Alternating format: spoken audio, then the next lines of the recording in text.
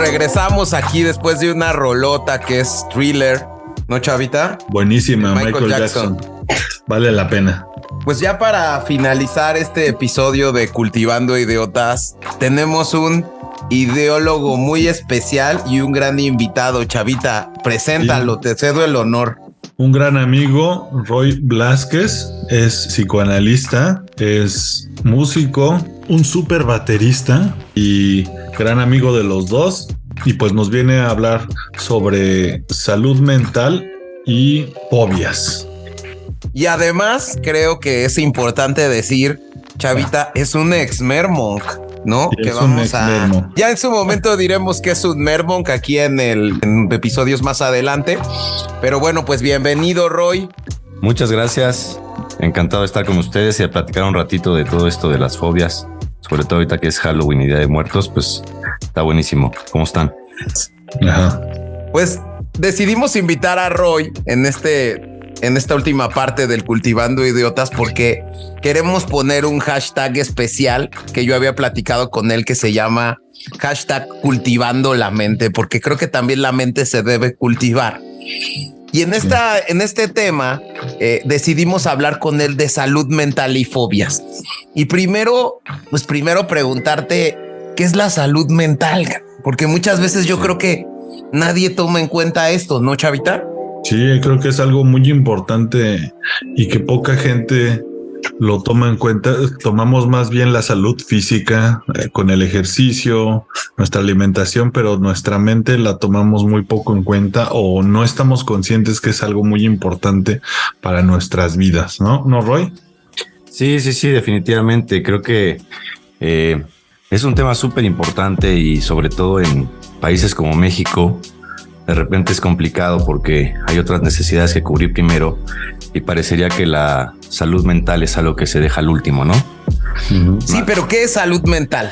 Bueno, la salud mental a grandes rasgos es la capacidad de poder resolver los problemas, ser resiliente, también poder de disfrutar la vida, no sin que esta deje de tener sus baches, pero que uno pueda estar disfrutando la vida, pueda ser productivo, pueda tener relaciones sanas, sociales, pueda tener vínculos con sus cercanos y con sus terceros de la mejor manera posible y que pueda tener una vida desde chiquito hasta que sea más grande de una manera fluida y próspera, ¿no? Bueno, yo la verdad es que no conozco mucho del tema, pero creo que sería importante.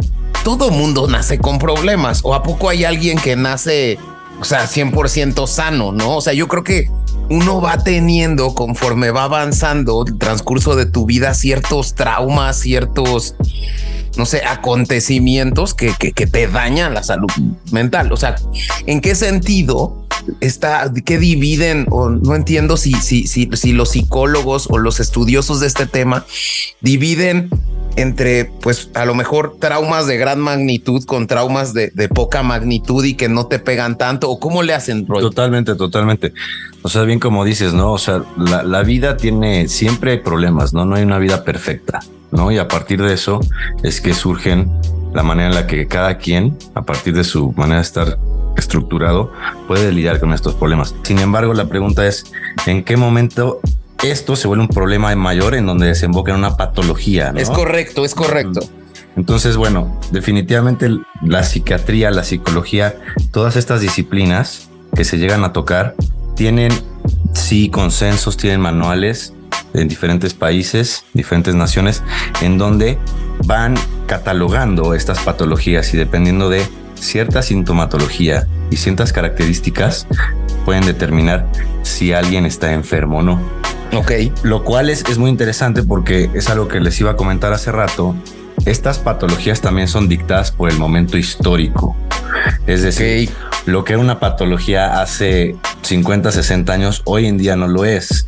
lo cual hace pensar hasta qué punto las patologías son creadas por la sociedad o en realidad son algo intrínseco del ser Como humano. por ejemplo, ¿cuál? Por ejemplo, la homosexualidad hace, si mal no recuerdo, unos 60 años en el manual, en el DSM, que es el manual gringo americano, que tiene DSM-1, DSM-2, ahorita creo que van en el 7. La homosexualidad era una patología, era tratable, ¿no? Era motivo para ir a consulta o ir a que te medicaran para cambiar esto. Hoy en día no es una patología, no está en el manual y no puede ser catalogada de esa manera. También, por ejemplo, hace, no sé, 30 años, si veías, no me acuerdo bien del dato, pero si veías creo que más de 5 horas la computadora, también ya se creó una especie de síndrome. No, pues Chavita tendría ese síndrome completamente, ¿no, Chavita? Creo que muchas personas, la verdad. Dudo Sí, que alguien no tuviera ese síndrome con el celular y con todos esos. Hoy en día Definitivamente lo tendríamos muchas personas.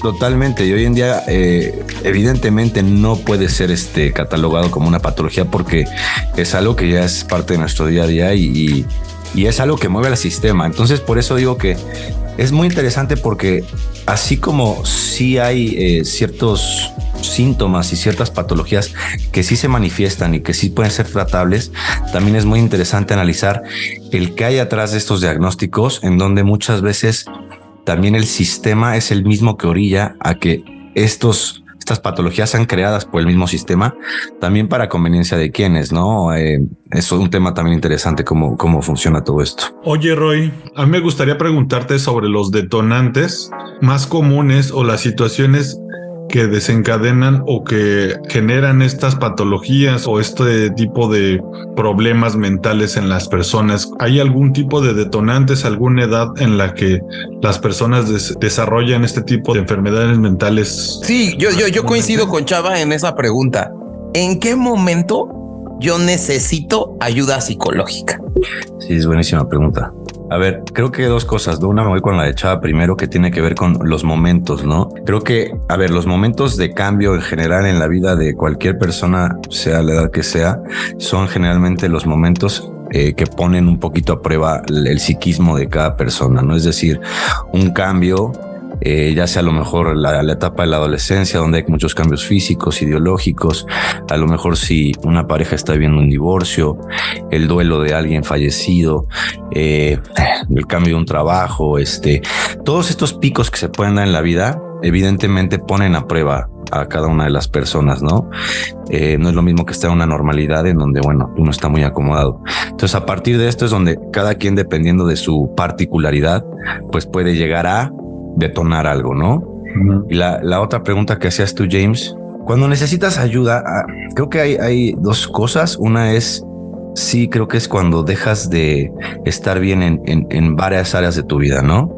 En donde, digamos, si estás sosteniendo la parte laboral, si estás sosteniendo la parte de vínculo con tus pares, con tu pareja, si estás alimentándote, es decir, cuando hay un detrimento en varias de esas áreas, uh-huh, en donde ya empieza a haber un desgaste total, creo que es importante ir a pedir ayuda. Sin embargo, y aquí es donde yo pondría el acento, cuando alguien necesita ayuda, es decir, cuando la persona que está empezando a sentirse mal con algún síntoma, si la persona no lo reconoce o no quiere ayuda, creo que se vuelve muy complicado el que algún tratamiento pueda llegar a funcionar. Uh-huh. Lo comento, ¿por qué? Porque podría pasar a lo mejor con un paciente con adicción, ¿no? Que la familia quiere apoyarlo, quiere darle las herramientas, más sin embargo esta persona en realidad a lo mejor no quiere hacerlo. Yo sí, por mi experiencia, creo que es casi imposible en cualquier corriente, en cualquier tipo de tratamiento, ya sea psiquiátrico, psicológico, psicoanalítico, opere una solución a partir de que la persona no quiera o no pida ayuda por sí misma. Y hay maneras de acercarse a alguien para justo intentar ayudarlo, porque yo me imagino que es de lo más difícil, ¿no? Conseguir que esta persona acepte que la necesites ayuda. Es que yo creo que también viene de un tema cultural, ¿no? Porque yo creo que y creo que en lo particular y lo que hemos estado hablando a lo largo y antes de que grabáramos este episodio con Roy, es que muchas veces nuestros papás digo, yo en lo personal, mis papás nunca, o sea, hasta hoy en día, mi mamá se ha metido en temas de psicología y otras cosas, pero no venimos de una cultura acostumbrada a cuidar nuestra salud mental. Totalmente. O sea, hoy en día hay gente, a lo mejor no mi papá, pero mi abuelo, que a lo mejor nunca fue al psicólogo, ¿no? Y a lo mejor lo necesitaba, ¿no? Pero nunca fue al psicólogo porque, pues, o sea, no era tema. Sí. A lo mejor en otras culturas sí lo es, pero yo veo que socialmente yo creo que a nivel Latinoamérica no tenemos la cultura de la salud mental, no consideramos o le damos una valía a estar bien mentalmente.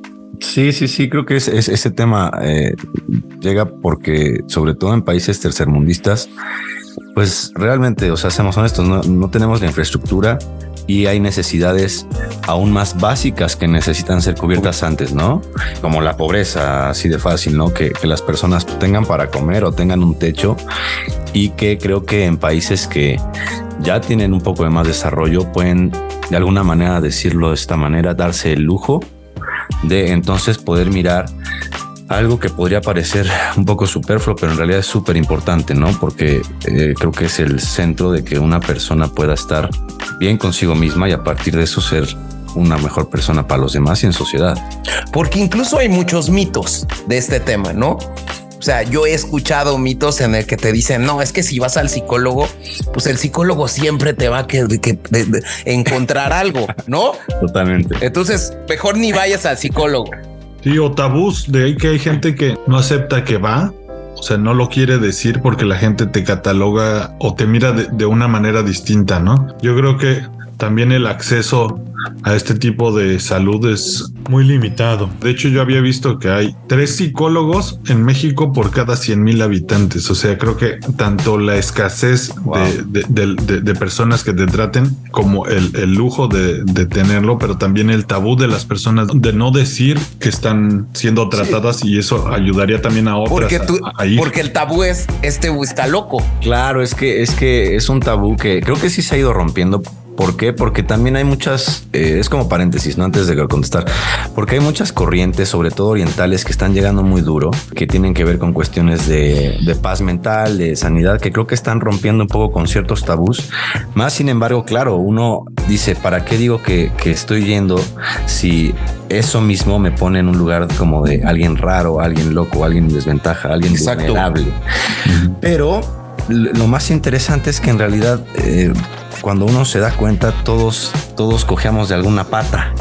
Eso es lo que yo digo al principio, eso es correcto. Claro. O sea, nadie nace con 100% de salud mental. No, y creo que eso es también un punto muy importante, porque muchas veces va a sonar un poco paradójico, pero lo que a veces puede llegar a crear el mismo problema psicológico es sentirse en desventaja o sentirse como loco.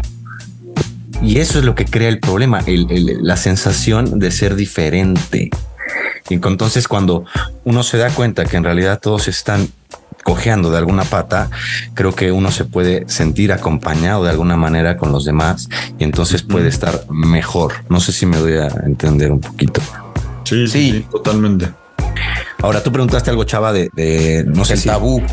El tabú, pero decían algo de los psicólogos, ¿no? El psicólogo siempre te va a encontrar algo. Ajá. Y bueno, yo siempre les digo a quien me pregunta esto un poquito, a veces la gente creo que supone que por ir un psicólogo, el psicólogo sabe, o el psicoanalista en este caso sabe siempre, ¿no? Pero en realidad es como cualquier profesión, habrá psicoanalistas muy buenos, psicólogos muy malos, A lo que voy es, habrá psicólogos, terapeutas de todas estas ramas muy profesionales que sí quieran ayudar y que si en realidad no encuentran algo o ven que la persona no necesita, pues dirá, ¿sabes qué? No hay nada con qué trabajar, creo que estamos bien, o sea, tranquilo.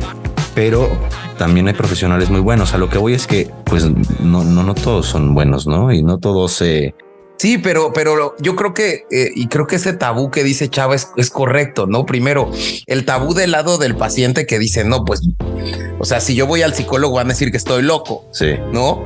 Y la otra es, oye, pues es que si vas al psicólogo, pues el psicólogo te va a encontrar algo y luego te va a encontrar otra cosa y luego te va a encontrar otra cosa y te vas a volver loco. Es que sí se puede llegar a volver muy confuso en el sentido de que las personas que van a pedir ayuda puede ser por muchas razones. Llegan pacientes que a veces solo quieren ser escuchados, que les falta ser escuchados y literalmente solo quieren eso, hasta el extremo de personas que viven con una ansiedad brutal, una depresión o ya con ideas suicidas, con temas un poco más fuertes, ¿no? Que a lo mejor podrían saltar más, pero sí hay un abanico muy grande, ¿no? Sí, justo. ¿Cuáles serían como los indicadores o alarmas de un problema grave mental? Como yo creo que algo muy importante que deberíamos de saber todos detectar es cuando un amigo tiene tendencias suicidas. También yo he visto que no todos los problemas mentales afectan a la persona como tal, sino también justo hay personas que tienen tendencias a afectar a otras personas, como me parece que son los sociópatas. Bueno, mi pregunta es, ¿cuándo puedo detectar que tengo contacto con una persona con una salud mental, digamos, sí, inestable? Creo que, bueno, en la parte como de la sociopatía suele ser un poco complicado porque son muy encantadores, ¿no? Hablando específicamente de ese trastorno de antisocial, en el que a lo mejor por algunos traumas del pasado, estas personas llegan a incorporar ese trauma y a repetirlo. Ahora son ellos los victimarios, ¿no? En vez de ser las víctimas, se convierten en los victimarios. Y entonces, de alguna manera, parece que llega un momento en que no lo pueden controlar. Y entonces empiezan a actuar, ¿no? Casi como si sucediera de manera automática. Y entonces ahí tenemos casos extremos como asesinos seriales, todas estas cosas que vemos de repente en las películas, que como sabemos sí son casos reales, pero son muy encantadores. Entonces creo que ahí puede llegar a ser difícil.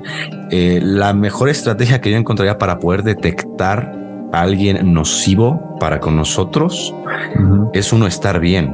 Entonces, mientras uno esté bien con uno mismo, puedes llegar a percibir de manera más objetiva la realidad. ¿Me explico?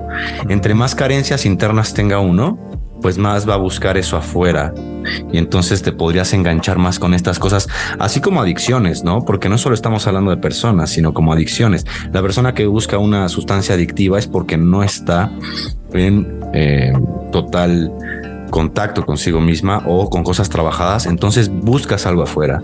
Y entonces creo que ahí sí es cuando se dan de repente relaciones muy tóxicas, que bueno, creo que todos hemos vivido de alguna manera que la relación con la novia tóxica, que te gritaste y esto, pero que llegan a extremos en donde ya se están medio matando o ya se están agrediendo de manera ya sociopática, ¿no?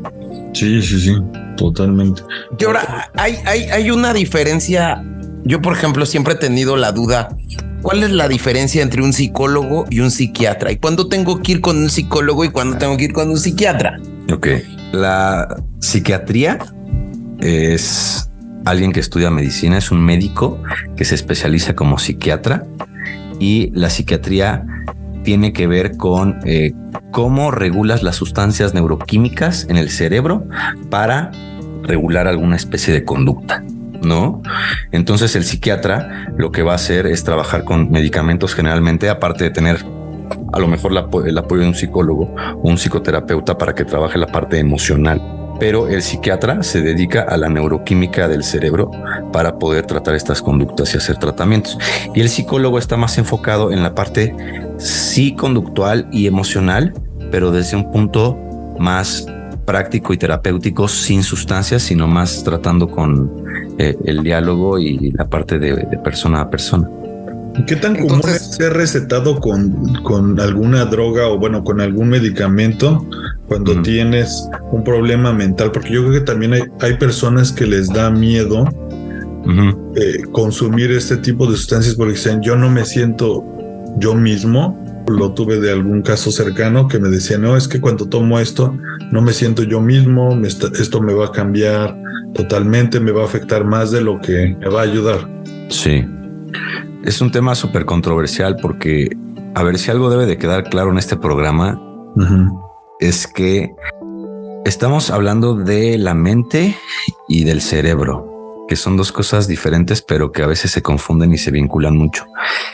Y precisamente como es un objeto de estudio, que se estudia a sí mismo, es decir, nosotros las personas que tenemos un sistema nervioso, un cerebro y una mente, tratamos de estudiar la misma con ese mismo instrumento. Entonces, para decirlo pronto, todavía no se conoce mucho.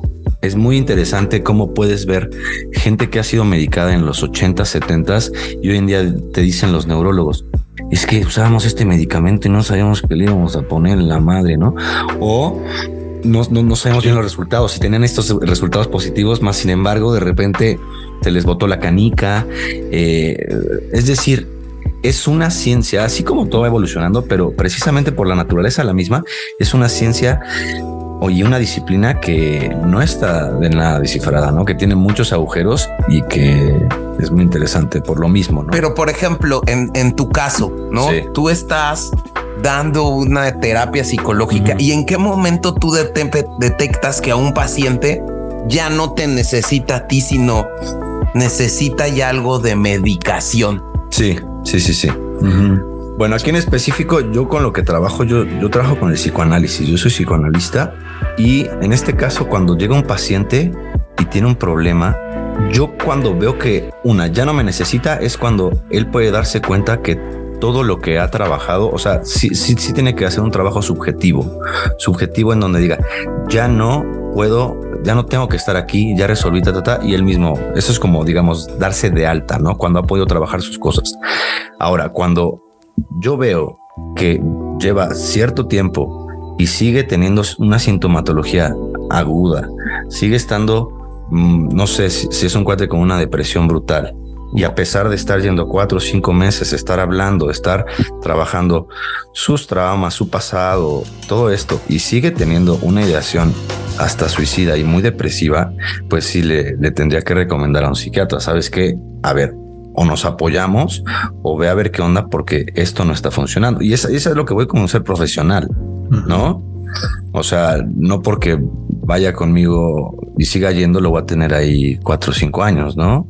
O sea, el chiste sí es ver un progreso. O sea, creo que en la rama en la que estés, ya sea psicoterapia, psicoanálisis, psiquiatría, neurología, tiene que haber una mejoría que se tiene que ver. Y por ejemplo, un problema que tenga como consecuencia un tema psiquiátrico, ¿se puede dar por un evento fortuito? Digamos, totalmente. Se murió mi mamá o se murió mi tía o se murió, ¿no?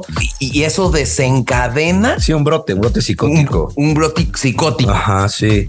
Sí, es que, por ejemplo, hay una película muy buena que si los oyentes ustedes si la pueden ver, se llama Shine, si mal no recuerdo, y es de un pianista que su papá lo pone desde chiquito a tocar Rachmaninoff, creo que son polacos, y tiene una exigencia brutal, el chavo, brutal.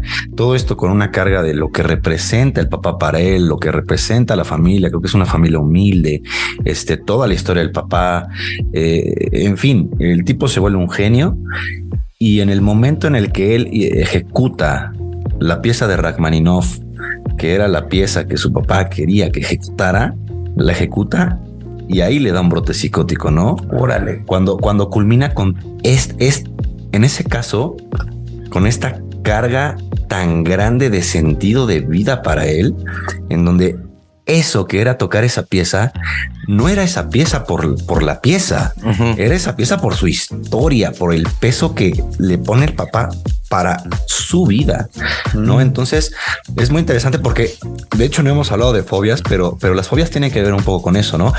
El hecho que parecería insignificante para algunos, cuando desencadena para otro algo, es porque tiene un significado muchísimo mayor, no por lo que es, sino por lo que trae. Y ahora este tema no refleja el tema del éxito, porque a cuánta gente exitosa, claro, ¿no? Que tú la puedes ver, no sé, es más, creo que Messi tiene un problema de esos, ¿no? O sea, cuánta gente que es por demás exitosa, ¿no? Tiene problemas de salud mental. Es que es lo más interesante que la mente o la manera en la que construimos nuestra realidad de manera subjetiva es totalmente ajena a veces a cuestiones sociales o objetivas, entre comillas, en el sentido de que puedes tener un Messi, puedes tener un empresario, ya sabes, el éxito cliché, y que se siente la persona más desafortunada del mundo, y poniendo el otro extremo, a lo mejor un niño en una comunidad rural que corre todos los días en el campo y no tiene un pedo, ¿no? Sí. Poniendo los extremos. Entonces ahí es donde está el punto interesante de si quieren entrar a las fobias, le podemos entrar porque tiene que ver un poco con eso. Pues dale, justo, mi Roy. ¿Qué es una fobia, Roy? ¿Y qué las desencadena?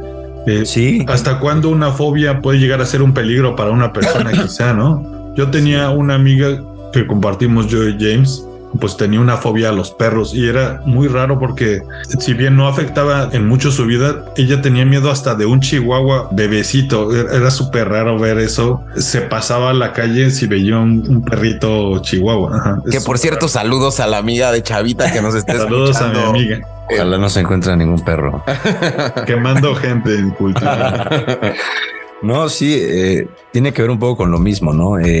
Precisamente dices, tenía miedo a un chihuahua. ¿Cómo le va a tener miedo a un chihuahua, no? La gente que le tiene miedo a cosas muy pequeñitas, precisamente es porque eso a lo que uno le tiene miedo, en realidad, digamos, en este caso el perro o la araña o X, es un representante que encierra un sinnúmero de significados y de cuestiones que están atrás, que es a lo que uno le tiene miedo o angustia, ¿no? Pero voy a definir un poquito lo que es una fobia o delimitarla para que haya un poco más claridad.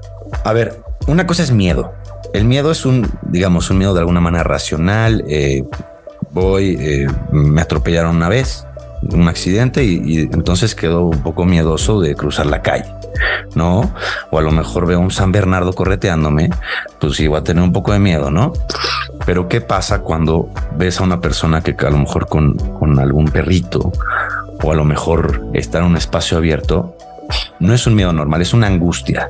Es una angustia de no poder apalabrar, ¿no? No poder apalabrar, no poder darle sentido a eso. Y es precisamente eso que encierra un sinnúmero de cuestiones traumáticas atrás que por alguna razón se colocan ahí. Inclusive pueden ser heredadas. Totalmente, totalmente. En realidad yo creo que es poco común que todas estas patologías no tengan un trasfondo familiar. En realidad sí hay siempre una carga, pues como nacemos en un lugar y son nuestros primeros años y es donde absorbemos todo. Claro que gran parte de nuestros traumas vienen de ahí, ¿no? Y entonces cosas que empiezan a chocar. Pero sí, las fobias definitivamente son súper interesantes. Hay un ejemplo muy claro, no me quiero tampoco tomar mucho tiempo, pero es un caso muy famoso de Freud, el famoso Sigmund Freud, que se llama el caso Hans. Es un niño de 3 años que de repente se encuentra a un caballo que tiene un accidente, el caballo se cae y desde ahí les tiene pánico, ansiedad, fobia a los caballos, ¿no? Resulta que este niño, ya cuando te cuentan su historia, es un niño que nace y empieza a preguntar mucho por el pene de su papá, preguntándose por su propia sexualidad, ¿no? Yo tengo pene, papá tiene pene, mamá no tiene pene, ¿no? Muy freudiano. Muy freudiano. Sí. Digo, vamos a pansexual, ¿no? Como Freud es. Sí. Entonces, hay un momento en el que la mamá lo amenaza de que si se sigue tocando el pene se lo va a cortar. Entonces, bueno, hay un momento de miedo, ¿no? Después, el chamaco no se quiere separar de la mamá y el papá funge como esta figura que empieza a separarlo de la mamá, ¿no? Otro de lo que sucede es que tiene una hermanita y obviamente hay una envidia brutal por la hermana, ¿no? Entonces ya tienes la amenaza, ya tienes tiene un odio al padre, pero también lo quiere. Tiene un odio a la hermana, pero también la quiere. Y todo esto se empieza a encerrar en una serie de emociones contradictorias en donde hay odio y amor y hay una incongruencia en su mente que empieza a provocar mucha angustia. Y entonces cuando ve al caballo y ve el pene del caballo, ese es el signo o el representante que puede llegar a encerrar todo eso que él no puede llegar a palabrar. toda esa angustia. Entonces dice, la fobia al caballo es esa representación de toda su historia, de todo eso que trae atrás. Lo conté así en 2 segundos, es mucho más extenso y mucho más complejo. Sí, me imagino. Pero para que vean cómo en realidad no es el caballo, sino es todo lo de atrás. No, clarísimo. Yo creo ¿Has tenido casos de fobias, digamos, personalmente? ¿Has conocido algún tipo de fobia rara, por ejemplo, Roy? O sea, sí he tenido casos, pero he tenido casos, la verdad, no sé, agorafobia, que son espacios abiertos. O sea, tampoco he escuchado algo muy raro, pero sí estoy seguro que puede haber representantes súper específicos así, ¿no? De tengo miedo a las servilletas. No, a ver, yo tengo un caso familiar Sí, muy cercano sí. que de verdad no puede ver a los gatos. O sea, es causa terror, les causan terror los gatos. Veo un gato y me paro de donde estoy. Sí, sí, sí. Y entonces justo, no sé, o sea, lleva muchos años y esto ha pasado Ajá. de generación en generación, ¿no? Entonces sí, yo creo que, bueno, el hecho de tener una fobia, por eso era mi pregunta, si se hereda. Y yo heredando esto, ¿cómo lo puedo solventar? O sea, ¿cómo lo puedo solucionar? Híjole, es un tema súper interesante ese de lo que se hereda, porque en realidad, pues tanto como se nos hereda lo bueno como lo malo, ¿no? Los miedos, las tristezas, las patologías, las ansiedades, lo tóxico, y uno no lo ve. No, y es que yo creo que es muy normal, porque porque si a mí me causa fobia algo, no se lo voy a recomendar a mi hijo. No, y ni siquiera pasa por la palabra, o sea, pasa por una cuestión intuitiva. Y él lo ve, sí. Lo vives. O sea, cuando naces con alguien, al final de cuentas eres parte, sales de ahí y toda tu crianza está enmarcada en eso de manera intuitiva. ¿Me explico? Se incorpora. Sí, es correcto. Yo me acuerdo en este caso en específico, pues ya los hijos también. Entonces ya llegaba un gato y pues no, que, o sea, a ver, ni siquiera tengo novia con gato, ahí te ves, ¿no? O sea, claro. El punto tan importante, o sea, sí. Es una completa fobia, ¿no? Sí. Y esto tiene que sin ser razón. Y sin razón. Es que ahí es la cuestión, ¿no? Dices, es que es ya irracional. Es donde creo que se puede identificar de manera como más, digamos, hablando de la manera más coloquialmente posible, no sé, o sea, no hay razón, o sea, ¿cómo te puede dar tanto miedo a algo? No, entonces no es eso lo que te da miedo, ¿me explico? Y que todavía la vas alimentando, porque, o sea, digo, me contaba en su momento esta persona que, no, es que yo tuve el caso de una amiga a la que a lo mejor pasó 1 en 1,000,000 que el gato lo atacó, ¿no? Y bueno, pues, o sea, pasaba esta historia, esta leyenda urbana, y ella alimentaba más la fobia, ¿no? Sí. Pero, o sea, yo creo que un perro muerde más y a los perros no. Claro. Sí, definitivamente yo diría que tiene que ver con la historia, ¿no? O sea, cuando hay una fobia y es irracional, en realidad lo que hay que fijarse y lo que hay que empezar a trabajar es que hable, ¿no? ¿Qué? ¿Por qué? ¿Por qué eso? Y es muy interesante porque cuando la gente empieza a hablar, no nos damos cuenta de cuando hacemos esto, pero cuando la gente empieza a hablar, te dice, por ejemplo, yo tenía una paciente que se llamaba, ¿verdad? Quemando y cultivando. No. que le tenía miedo a los ratones, pero así muy brutal, ¿no? De tipo ya rozaba un poco en lo fóbico, y empieza a hablar y entonces salta de los ratones a casa de su abuelo, y entonces empieza a relacionar siempre que habla de los ratones de casa de su abuelo, y entonces cómo estaba en casa de su abuelo, y entonces empezando a hablar de su abuelo, habla de su abuela y de la muerte de los abuelos, y entonces así, y de repente empieza a irse con el papá. Entonces lo interesante es que se empieza a armar como una maraña de significado y de sentido de todo lo que rodea, en donde parecería que el ratón es lo importante, pero el ratón es lo que parecería que desencadena o amarra toda esa bola de cosas, que es donde está en realidad pues la emoción, lo que está angustiando. Mi pregunta va más enfocada a esto, Roy. Una fobia puede llegar a descontrolarse a un nivel patológico y en qué momento una fobia, pues a lo mejor esa, sabes que sí le tiene un miedo natural al perro, ¿no? A una fobia exacerbada, ¿sí me entiendes? Sí. ¿En qué momento se debe de tratar y qué terapia requieres para tratar algo así?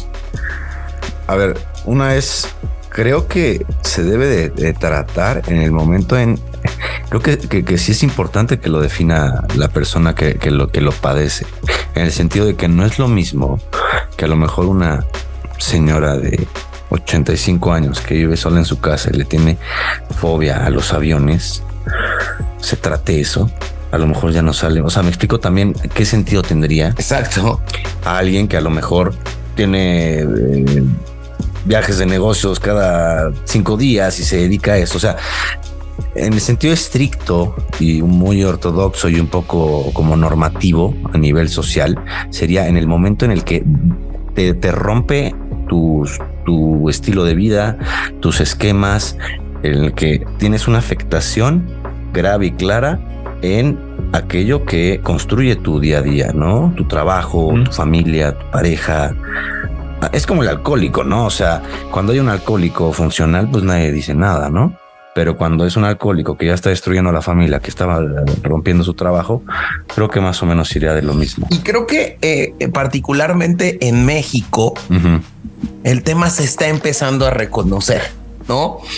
Yo creo que a partir de esta publicación, que creo que ha sido de las únicas cosas buenas que ha tenido este gobierno, sinceramente, esta NOM 035 2018, o sea, que reconoce la necesidad de las empresas de cuidar la salud mental de los empleados que conforman las empresas. Entonces, creo que hoy en día, particularmente yo he visto que las empresas se están preocupando por cumplir esa norma, pero detrás de eso yo creo que esto trae una consecuencia buena, el cuidar la salud mental del empleado. No, claro, porque aparte, pues vamos a ser honestos, o sea, un empleado que está mejor mentalmente, pues también te va a rendir más y va a ser más productivo y también todo va a marchar mejor, ¿no? En realidad, o sea, les conviene, a todos nos conviene. Los grandes músicos tienen sus psicólogos, ¿no? Pues es que están bien locotes. Sí, claro. O sea, a ver, yo ahí también no sé si tengan la oportunidad y no sé si lo has visto, Roy, este último documental que también está en Netflix, que es de Metallica, ¿no? Y ahí los güeyes de Metallica platican que al principio pues, todo el mundo se peleaba, o sea, entre Lars, James Hetfield, o sea, como que ellos tenían como y está bien interesante porque toca esa parte, ¿no? Sí.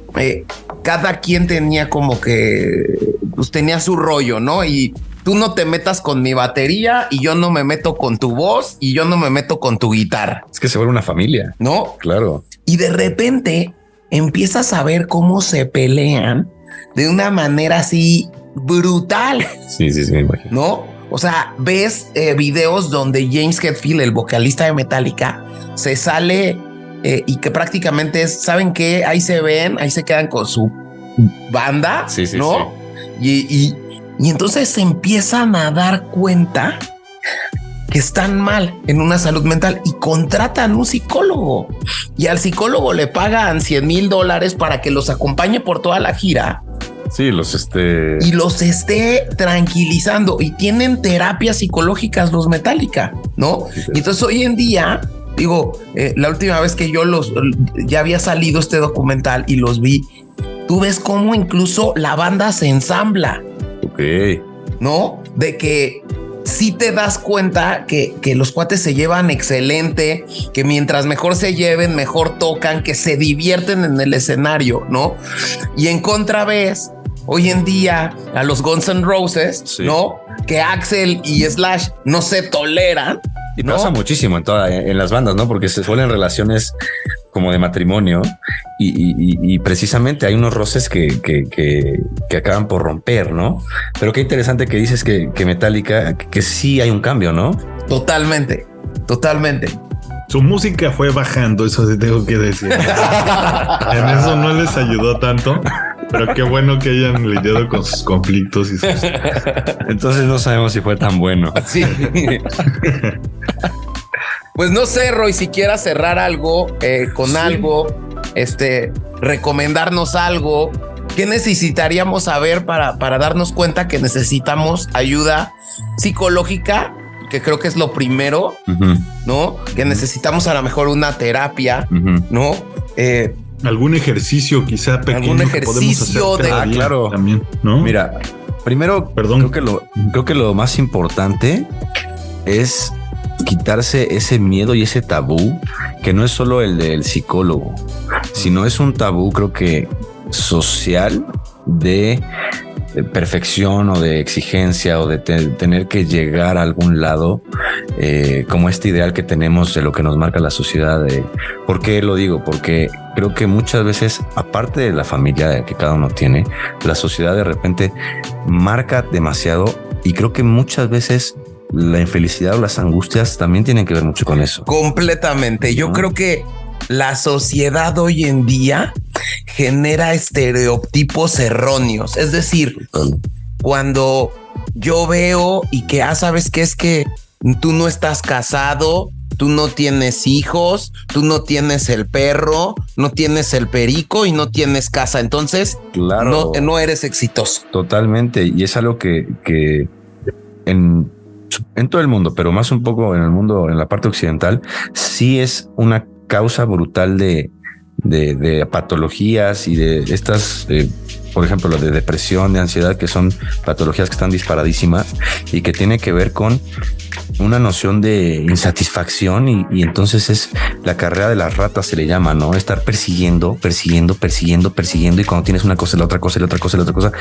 y llega un punto en que nunca estás satisfecho y poder encontrar la paz en otro lado, ¿no? Entonces creo que es, diciendo ese comentario, que podamos también ser libres y poder hablar de lo que sentimos sin tener un tabú de no poder decir lo que sentimos o poder decirle a las personas que queremos, oye, me siento así, porque a veces eso es algo muy básico, pero que la gente no lo hace y llega a desencadenar después de años y años y años de no hacerlo en algo muchísimo más grande, ¿no? Y como sí, o sea, creo que es perder el miedo y como ejercicio, algo de lo que yo estoy empezando a estudiar desde hace ya, yo creo que como un año, y la verdad estoy empezando a encontrarle muchísima utilidad, es la parte oriental en el occidente, ¿no? Que yo sé que está muy de moda, que tiene que ver con meditación, que tiene que ver con cuestiones de respiración, pero lo impresionante es que ya hay muchísima investigación a nivel universitario, a nivel científico, de estas disciplinas de religiones antiguas, en donde el poder regular la respiración y tener una práctica diaria. ¿Hablas de meditar, por ejemplo? Sí, meditar y aprender a respirar. Ok. Pero muy básico, es súper básico, como uno no se da cuenta de cómo respiras día a día, ¿no? Y el otro día estaba leyendo no recuerdo el nombre, pero decía algo muy interesante. Decía, la mente es como este jinete que está desbocado y de repente todo está dando vueltas en la cabeza y a veces es lo que causa mucha angustia y mucho sufrimiento, estos pensamientos. Y decía, pero para poder controlar al jinete hay que controlar al caballo, y el caballo es la respiración. Y si tú haces ejercicios de respiración, por consecuencia, y esto es fisiológico, no tiene mayor, o sea, no es de otro lado, por consecuencia tu mente se va a calmar.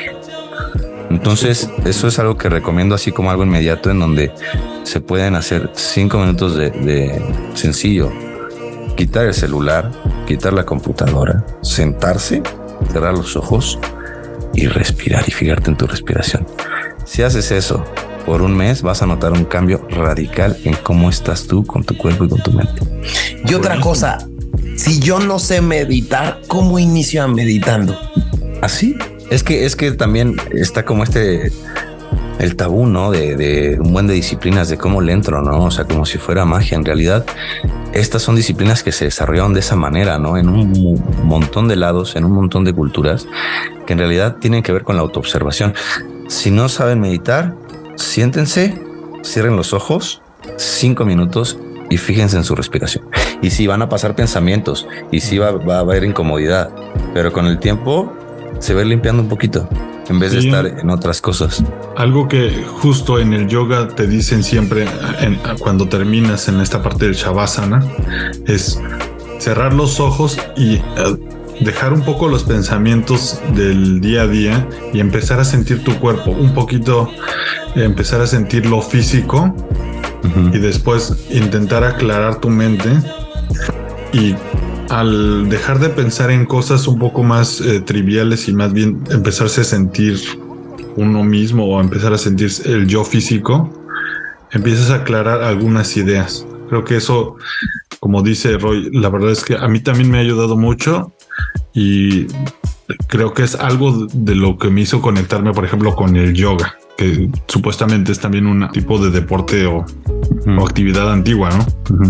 Pero lo interesante de todo esto como conclusión es que a mí sí me parece que hoy en día todas estas ideas orientales, o sea, para allá va el mundo de la psicología y del trabajo con la mente para un bienestar. Sí está ligándose mucho con eso y creo que para allá va el camino, ¿no? Como ciencia, también lo que se ha creado en Occidente con Oriente y poder hacer una amalgama para poder porque creo que también la tecnología nos ha llevado a más enfermedades mentales, ¿no?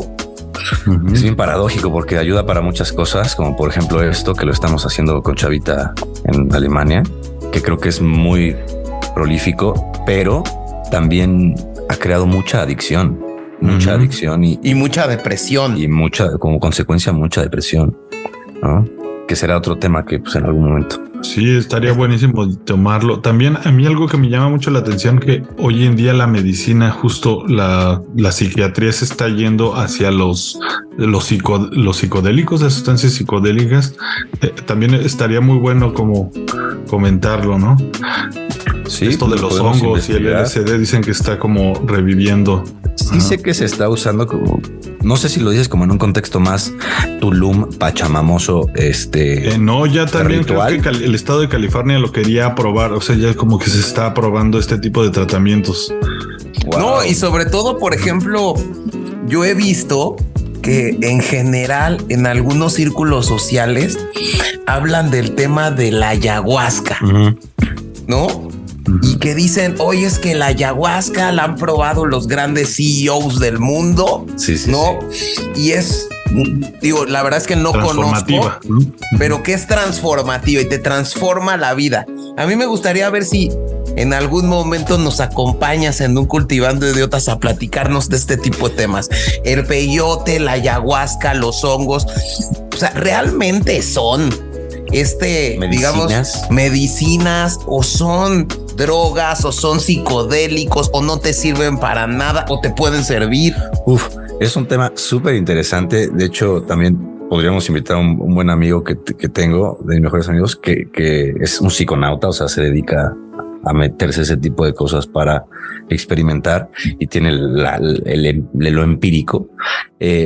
Pero sí, definitivamente, o sea, yo lo que sé y lo que he estudiado, que tampoco soy un experto en ese tema, pero sí es que sí pueden abrir la conciencia lo suficiente para poder percibir más allá y entonces poder trabajar cosas que a lo mejor uno no se permitiría en el día a día.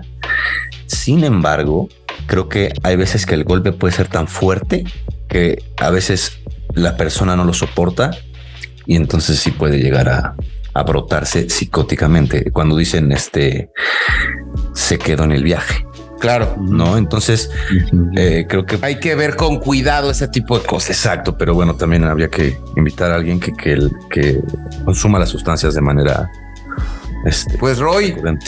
Le ponemos fecha y seguimos con este invitadazo, ¿no, Chavita? Que es en este hashtag Cultivando la Mente, que creo que es un punto bien interesante que tenemos que tocar, porque totalmente la salud mental para mí creo que hoy en día se le debe de dar una prioridad casi igual a la salud física.